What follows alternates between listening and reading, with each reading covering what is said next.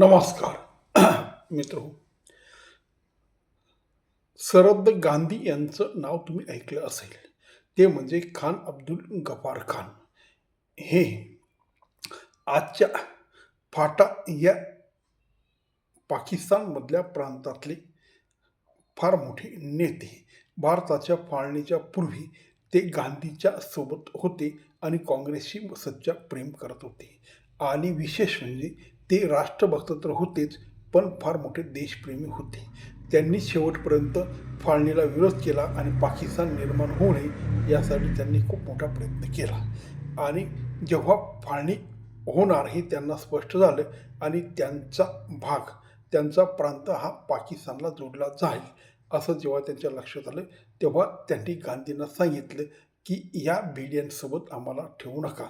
आणि तसंच झालं मित्रो. त्यानंतर पाकिस्तानमध्ये त्यांचा प्रांत विलीन झाला आणि ह्या पठाण समाजाच्या माणसाची मोठ्या प्रमाणात हाल झाले.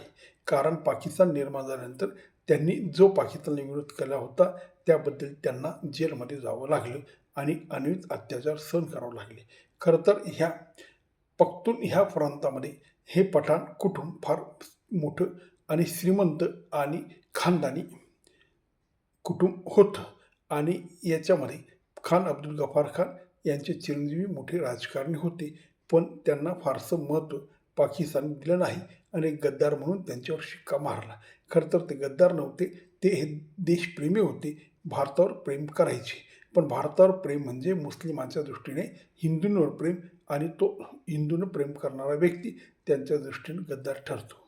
तेव्हा मित्रो, सांगायचा मुद्दा असा, या खान अब्दुल गफार खान यांना आपल्या बंधूंचा म्हणजे मुसलमानांचा एवढा विश्वास होता की जेव्हा जालियनवाला बाग हे पंजाब प्रांतामध्ये जी घटना घडली आणि त्या ठिकाणी इंग्रजांनी ज्या प्रकारे एका सभेवर गोळीबार केला, त्या ठिकाणी हजारो लोक मारले गेले.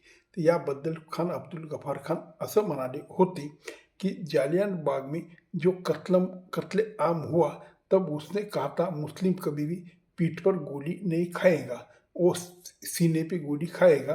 बाद में ये सच साबित हुआ जब सब मृत्यु लोगों को देखा गया, तो एक ही मुसलमान के पीठ पे गोली नहीं थी, उसमें 76 मुसलमान मारे गए थे और सब ने छाती पे गोली झेली थी.